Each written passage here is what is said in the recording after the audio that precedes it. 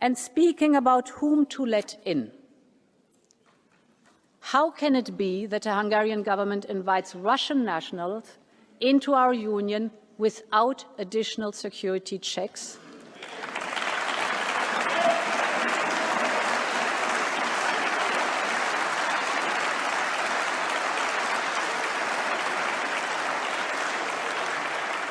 This makes the new Hungarian visa scheme a security risk, not only for Hungary, but for all member states.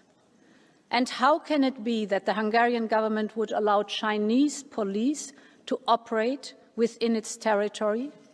This is not defending Europe's sovereignty.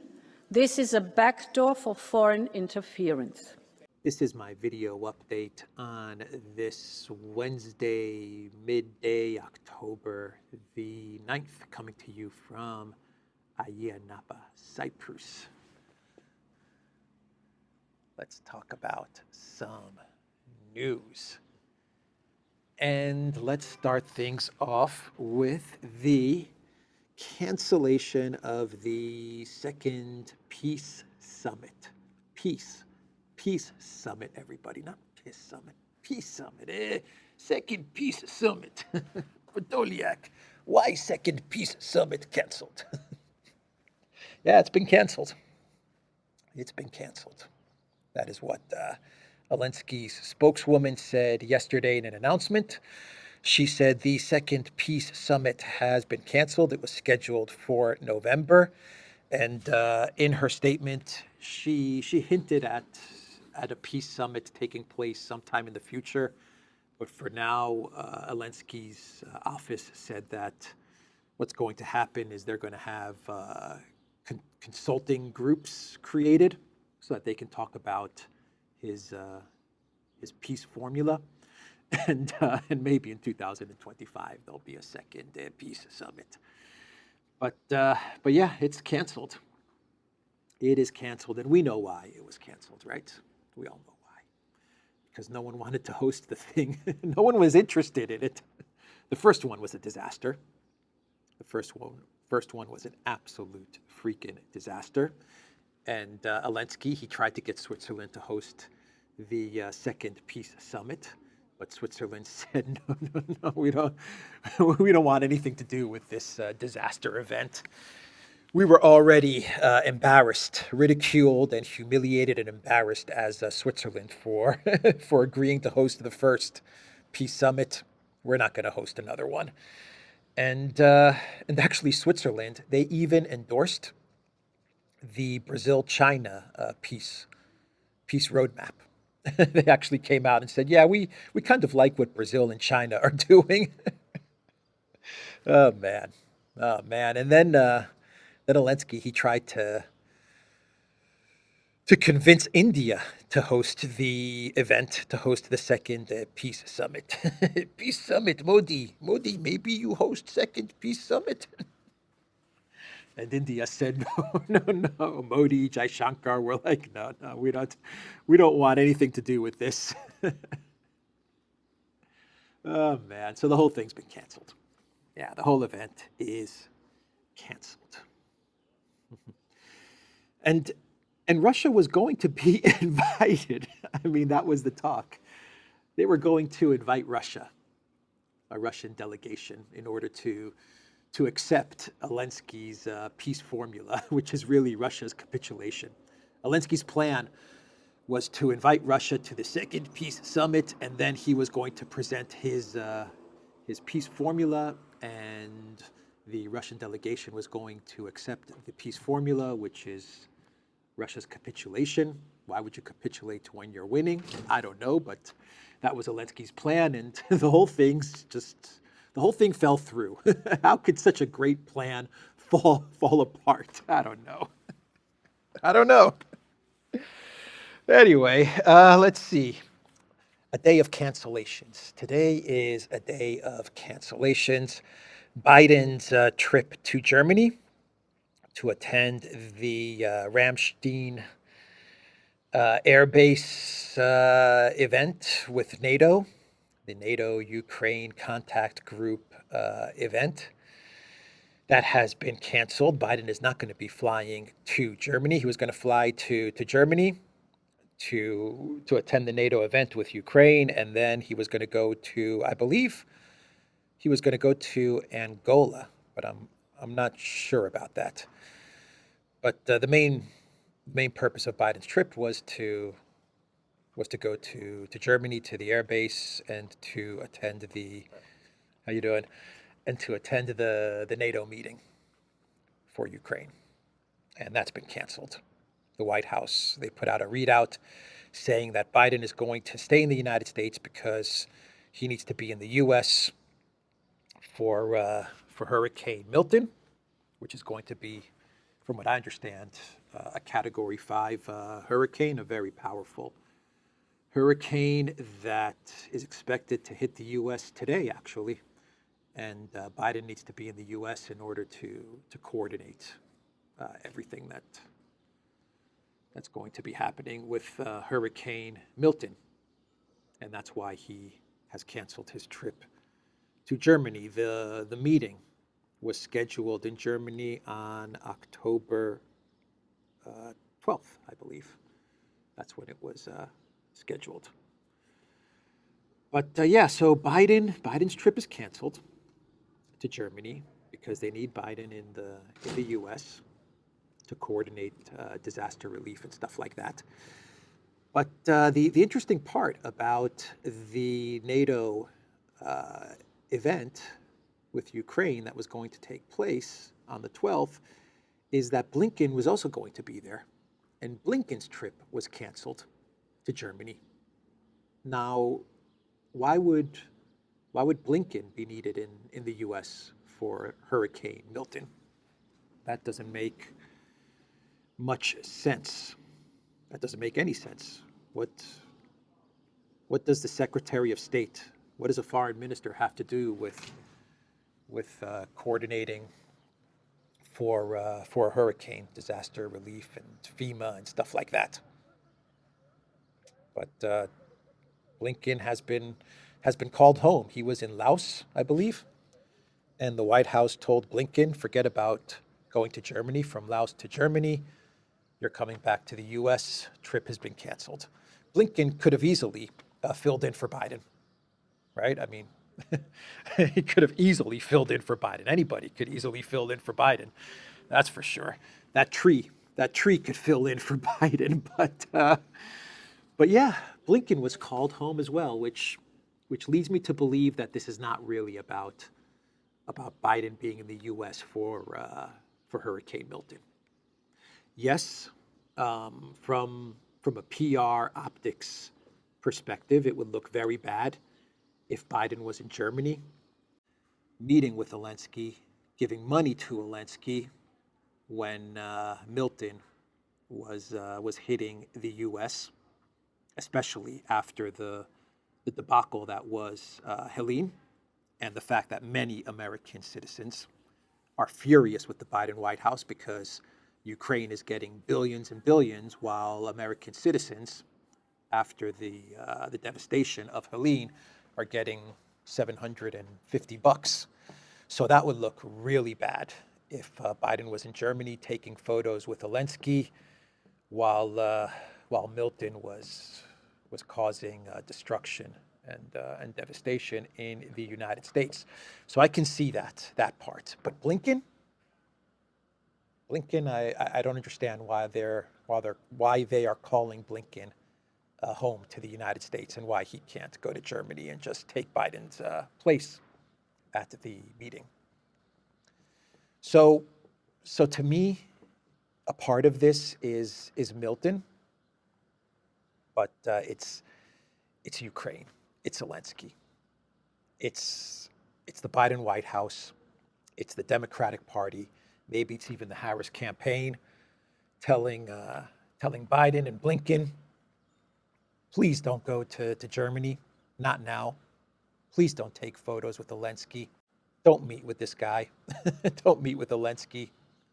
He's sinking our campaign. We don't want to have any videos and photos hanging out with Elensky and with Project Ukraine. So they're done. And there are going to be no more meetings between Biden and Elensky. At least that's what I understand. There are no meetings scheduled between the Biden White House and the Elensky administration. That's it. At least that's the information that I've got. Biden was supposed to be in Germany with Blinken. This was going to be the big meeting, by the way. This was going to be the big meeting where Biden makes a decision on long-range missile. Biden makes a decision. Where Biden makes a decision on long-range missile strikes into Russian territory. Where Biden makes a decision on Ukraine entering NATO. More money, more weapons given to Project Ukraine. This was going to be the big meeting. And Biden's not going. Blinken's been called home. And I read reports before I started recording this video. I haven't been able to verify this, but on NATO's website, the entire event has now been canceled because Biden canceled. Because the U.S. is not going to be there. They've called the whole thing off. Man, Elensky must be furious. He must be furious. Now, this doesn't mean that the Biden White House is not going to approve long-range missile strikes or some sort of date for Ukraine entering NATO. He can still approve all of this. He doesn't have to meet Elensky to do this. But it's not good news if you're Elensky and if you're Project Ukraine. This is not good news at all. So yeah, the whole thing has been canceled, man. At least those are the reports that I read. Let me know in the comments down below if this is indeed true. Just goes to show that without the United States, NATO is useless. It's absolutely meaningless without the United States. So not good news if you're the man in the green T-shirt. Not good news at all. A day of cancellations. Russia canceled Discord, and Turkey then canceled Discord. I don't know, you guys familiar with Discord? The Duran used to have a Discord server. 2 years ago, you create an account, a profile on Discord, you get a server, something like that. You get like a server, and on this server you can have groups and messaging and private messaging, and you can share videos and photos and stuff like that. Anyway, it's popular. It's popular, especially with, from what I understand, with gamers and with crypto and stuff like that. Discord's very popular, and we had a Discord server 2 years ago, and then Discord, just out of the blue, canceled us. So Russia canceled Discord, and then Turkey canceled Discord, and the reason being that the Discord servers, they host all kinds of prohibited bad stuff. And from what I understand, the Russian government, they gave Discord warnings to take down content that was breaking Russian law. And Discord ignored all the warnings. Then they were fined, and Discord refused to pay the fines. And then Russia just canceled the entire thing. And then Turkey did the same exact thing, and they canceled Discord. Do I feel bad for Discord? Nope. I don't feel bad for Discord. Not at all. It's the Duran curse, man. That's right. It's the Duran curse. Anyway, that's the news there. And now we can talk about one of the most interesting stories from yesterday, which has to do with Nord Stream. We have an update on Nord Stream, the story that does not go away, because we are just not getting the truth on Nord Stream, are we? We are not getting the truth. And yesterday, we had a publication, let me find it here, from Denmark, from a site which is very, from what I understand, this news site is very reputable, and it's called Politiken, and it's from Denmark. I'm not familiar with Politiken, but people that are watching from Denmark, let the community know in the comments down below if this is indeed a good news outlet. They did some investigating, and according to Politiken, it looks like the harbor master on the island of Christiansø, which is very close to where Nord Stream was blown up, the harbor master, he noticed U.S. Navy vessels in the area a couple of days before Nord Stream was blown up, and they had turned off their transponders, and the harbor master took his boat out there to make sure everything was okay with these U.S. Navy ships, because he was worried. He was thinking maybe something's wrong, maybe there's some sort of emergency, and he went out there to see what's happening and see if he can help. And the U.S. Navy ships, they warned him to go away, leave, they said, turn back.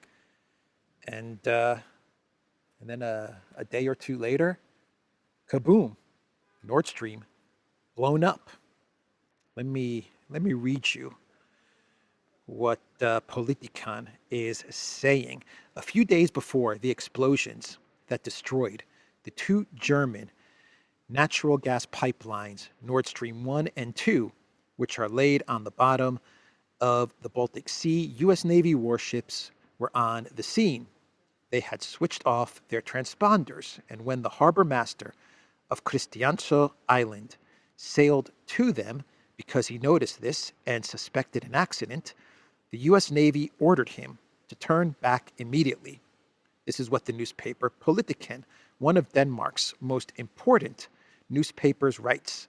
Christiansø is an island in the archipelago of the same name, which is also called ETHEREUM, is the easternmost point of Denmark and is located not far from the island of Bornholm, where both Nord Stream lines run. Politiken refers to the statement of the local harbor master, John Anker Nielsen, as follows.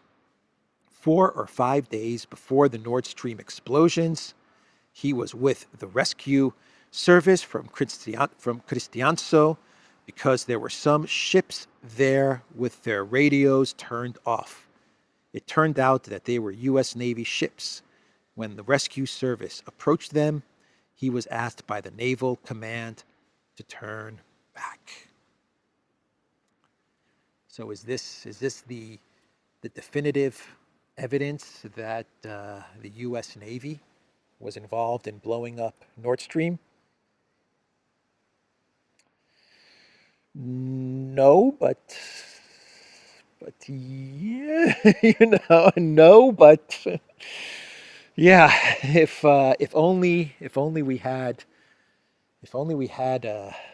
Biden with Olaf Scholz saying that he's going to take care of Nord Stream. If only we had some sort of statement like that on video, then that would support the reporting from Politiken. If only we had Victoria Nuland on video talking about how the U.S. is going to take care of Nord Stream. If only we had something like that, then that would definitely support the reporting of Politiken. If only we had a tweet, a post from the Polish foreign minister. He wasn't foreign minister at the time, but if only we had a post from Sikorsky thanking the U.S. for blowing up Nord Stream, then that would support the reporting from Politiken. But But I don't know. Right now, we have Politicians saying that they've interviewed the harbor master. The harbor master said he saw U.S. Navy ships there. The U.S. Navy ships told him to turn back. They turned off their transponders. Why would they switch such things off? I don't know. And that's what we've got. And then a couple days later, Nord Stream was gone. Interesting. Very interesting. But we have the reporting from the Wall Street Journal, and we have the German investigation, which claims that the Wall Street Journal and Germany's investigation, which is ongoing, claims that. Let me summarize it for you. I'm going to summarize it for you, and I'll add a little bit of color to it. Germany and the Wall Street Journal, they claim that Zelensky told Elensky that he has some guys. He has a skipper and his best buddy Gilligan, a professor, a millionaire, his wife, and Ginger and Marianne. He has them ready to go to blow up the Nord Stream pipeline, and this is what Zelensky, the commander of the Ukraine army at the time, told Elensky, and Elensky said, Zelensky, you mean Nord Stream go kaboom? Okay, Nord Stream go kaboom, I give you okay. And Zelensky then told the Gilligan and the skipper, the Gilligan and the skipper to go ahead and proceed with the operation. Then Elensky got a call from three-letter agencies in the U.S., and they told him, we've gotten some information that you're planning to do something to Nord Stream. Don't you dare do it. And then Elensky, he called in Zelensky to his office, and he said, Zelensky, you know the whole Nord Stream kaboom thing? Don't do this. And Zelensky told Elensky, too late. I've already given them the okay, and I don't know how to reach them now. I don't know how to get in touch with Gilligan and the skipper and the professor. And it's a go. The pipeline's going to be blown up. And Elensky said, Podolyak, what do I do now? I cannot call this off. And the rest is history. That's and Duda. And Duda was also cool with this, according to the Wall Street Journal and to German investigators, though Duda denies any involvement in the Nord Stream plot. That's the German investigators, Wall Street Journal official narrative of Nord Stream. So what Politiken is reporting is speculation. And I added some comedy to the summary, but you guys know what I mean. So that's the Nord Stream story, the Nord Stream update. What else should we talk about here? And that would explain, I think all of this Nord Stream stuff would explain why Olaf Scholz is so desperate to find a resolution to Project Ukraine.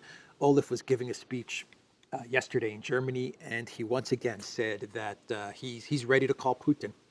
Olaf Scholz, all of a sudden, Olaf Scholz is desperate. Man, he is desperate to get in touch with Putin. And he said, look, Putin, I'm ready to talk.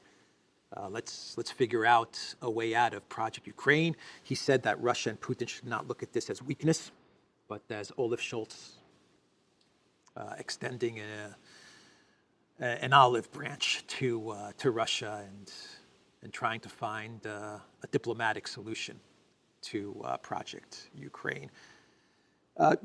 Project Ukraine is crumbling. Toretsk is about to be captured by Russia. You have cauldrons, encirclements all over the front lines of Ukraine military. They're trapped in Kursk. There are reports that the Ukraine military is trying to fortify Dnipropetrovsk in anticipation that Russia's just going to break through, and eventually they're going to reach this very important city of Dnipropetrovsk, which was once the stronghold of Kolomoisky. That was his city.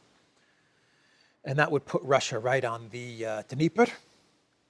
And there are reports that Ukraine is Elensky's trying to buy time so he can build up his defenses in the West, and that's where Ukraine's going to make their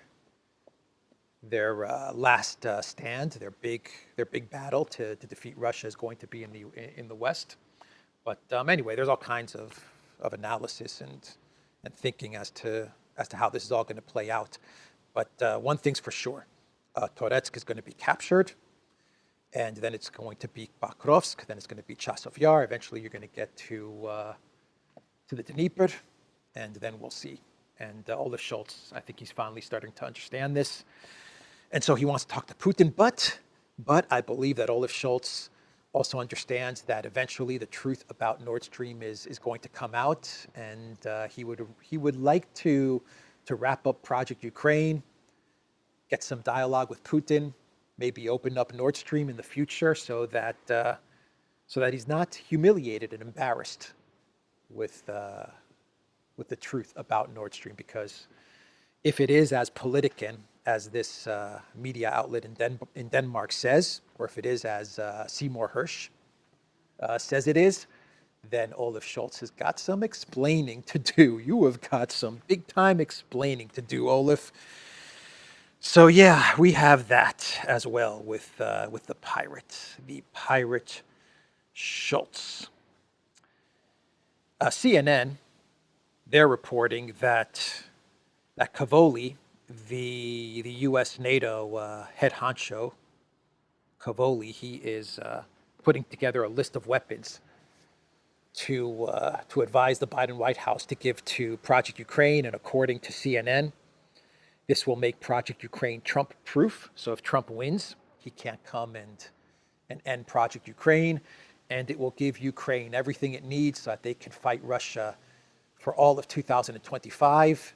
And the belief is, according to Kavoli and to NATO, and with NATO, is that Russia's going to collapse in 2025. They're seeing signs of the Russian economy is about to buckle. I don't see that. I don't know where they're getting that. And they see that the Russian military is almost out of men and weapons, and Putin's going to have to mobilize. And if we can just make it to the end of 2025, then it's game over for Russia. So Kavoli's putting together a list of weapons to present to Bidenopolis to give to Elensky, which will help Ukraine last for all of 2025 and will prevent Trump from derailing Project Ukraine. It's going to make it Trump-proof, according to CNN. I think those are the words that they actually use. Yeah, they actually use the words Trump-proof. Amazing. Amazing. CIA Director Bill Burns, he said, Putin always thinks Americans have attention deficit disorder. This is from the CNN article. CIA Director Bill Burns said during a national security conference in Seattle, Georgia on Monday, this is one of those cases where we have to demonstrate the strength of our support for Ukraine because there's a lot riding on this. Yeah, the plan is to give enough to Ukraine to last until 2025, according to NATO, Kavoli, and CNN.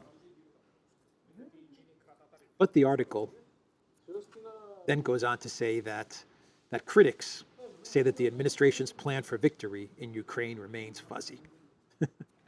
So they're going to give all these weapons. The plan is to keep Ukraine fighting all of 2025. At the end of 2025, Russia's going to crumble because, according to CNN, Russia has lost hundreds of thousands of fighters in close to 3 years of fighting, and they're going to have to mobilize again.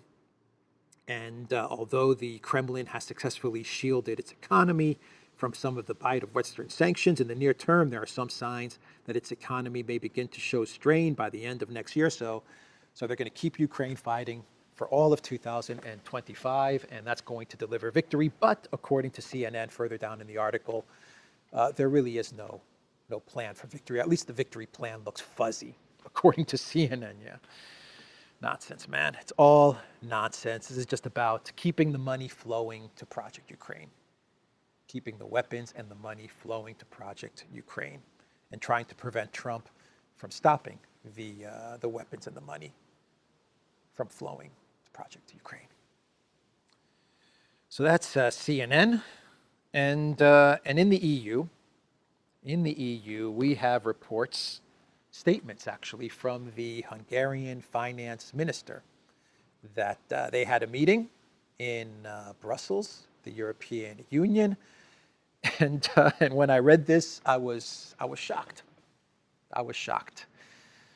The EU, according to the finance minister of Hungary, they have failed to reach a consensus for another sanctions package against Russia. Another sanctions package. My God. My God. They're actually trying to come up with another sanctions package. The European Union. Oh my God. This would make its sanctions package what? 15, 16, 100, 116? 20 years from now, if the EU exists, maybe even if the EU doesn't exist, if the EU doesn't exist, we're still going to have these finance ministers and these foreign ministers and leaders of Europe meeting to discuss sanctions on Russia. They've got nothing else to do. They've got nothing else to do. I've come to the conclusion that finance ministers and foreign ministers in countries in the European Union, because they have nothing else to do, because the oligarchs and the overlords of Europe, they decide finances, they decide foreign policy. All these decisions are made for finance ministers and foreign ministers. So these guys have nothing to do. And so the whole sanctions on Russia to them is about keeping them busy. It's a project. It's a project to keep them busy, like a puzzle, right? It's like a puzzle so that they can pass their time. Everyone knows the sanctions don't work. Everyone knows that the sanctions are a failure. Everyone knows that the sanctions do more harm to Europe than they do to Russia. Actually, the sanctions help Russia, but you have to keep busy if you're a finance minister or a foreign minister in Europe, right? In the EU. So let's meet and talk about a sanctions package number 16. And Peter Szijjártó, the foreign minister of Hungary, he came out with a statement the other day, and he said that when it comes to NATO membership for Ukraine, he's been talking to NATO member states privately behind closed doors, and they've told him that they've told Szijjártó that they have no interest in seeing Ukraine enter NATO. That's what they tell him behind closed doors. And he met with the foreign minister of Ukraine the other day, and he actually told this to the foreign minister of Ukraine. I don't even know the foreign minister's name. Not Kuleba. Kuleba's long gone. Kuleba is gone, and who knows what Kuleba is doing now. He's living it up.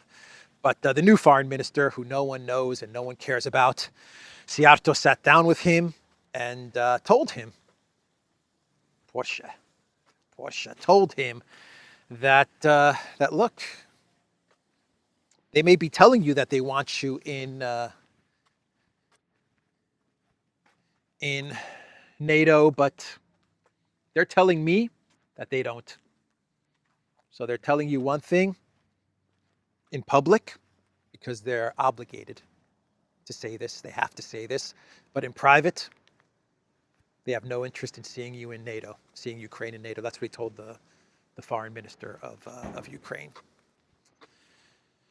And Szijjártó said, as Hungary, we're the only ones that are giving it to you straight. We're the only ones that are honest with you. We don't want you in NATO. We tell you that we don't want you in NATO. We tell you that Ukraine and NATO is dangerous for Europe, for the world, and we're being honest with you. That's what Szijjártó said. So let's do some clown worlds, and we will wrap this video up. And the first clown world, oh my God, Pashinyan, the leader of Armenia, the very, very popular. Pashinyan's very popular. No, he's not. Anyway, he was in in Russia, in Moscow, for the CIS meeting. What an interesting tennis court. It's like AstroTurf. Blue AstroTurf. Anyway, Pashinyan was in Moscow to attend the CIS meeting, and he decided to record himself cycling in Moscow, close to the Kremlin. And you'll see the video. The angle is very close to Pashinyan's face as he's cycling, and he's talking about what a great path there is to cycle in Moscow, and he's playing it up like, he just got on his bicycle and he decided to cycle on his own and enjoy Moscow before attending the CIS meetings. And then you have the video that surfaced from a distance as to what was really going on, and it shows Pashinyan with 10 cars, 10 cars and security following him as he's cycling, and and it was all just a PR stunt, is the way it looks. Pashinyan wanted to make it look like he just decided to get on his bike and go for a quiet ride close to the river in downtown Moscow, when in fact this had to be planned and coordinated, and you had all kinds of security there as he was cycling in Moscow. Pashinyan. And we have another clown world. How are we doing on time? This may be a long video. We have another clown world from Lithuania. I don't even understand this clown world, to be honest. I'm not sure I understand this, but I'm just going to read you the post from Zlati71. The Lithuanian authorities will transfer 5 camouflage pants seized from a transit mail car of the Kaliningrad-Moscow train to Ukraine as aid, the press service of the Lithuanian Customs reported. So Lithuania, they seized camouflage pants from a train? Russian camouflage pants on a train, and they're going to send these 5 pants to Ukraine? Whatever, man. Okay. All right. Those 5 pants are going to make all the difference. Victory. Maybe that's part of Elensky's victory plan. We need 5 camouflage pants. 5 camouflage pants, but Olyak, we win. All right. Do I have another clown world? Kind of a clown world. I think this is kind of a clown world. In Romania, I wonder which boat this belongs to. In Romania, we have the cancellation of Diana Sosoacha. I know I'm pronouncing that name completely wrong. She was running for president in Romania, and she's been canceled. She's been banned for running for president. And the reason she's been banned, at first they didn't give a reason why she's been banned from running for president. I believe she's a parliament member.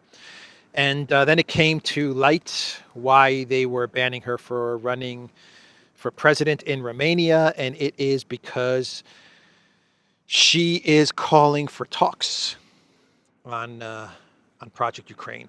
And she's been very critical of the European Union and Tatter's Ursula.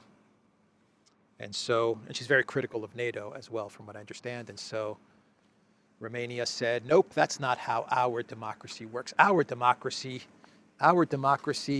dictates that you cannot be critical of Ursula and of Project Ukraine and of NATO, so you are not allowed to run for president in Romania. All right, that is the video, everybody. theduran.locals.com. We are on Rumble, ODYSEE, BitChute, Telegram, Rockfin, and Twitter X. Go to the Duran shop, pick up some merch. Like the shirt I am wearing today, the best shirt in the world. Has the patch of Greece, but you can have your country patch on the sleeve. The quality is amazing. The shirt is fantastic. You will find a link in the description box down below to our shop. Look at that yacht. Wow. All right, that is the video, everybody. Take care. In case everybody was wondering, yes, I filmed half of the video without my my backpack, which has my computer and a whole lot of other things in there. And I ran back to the arena where I placed my backpack, and there it is. There it is.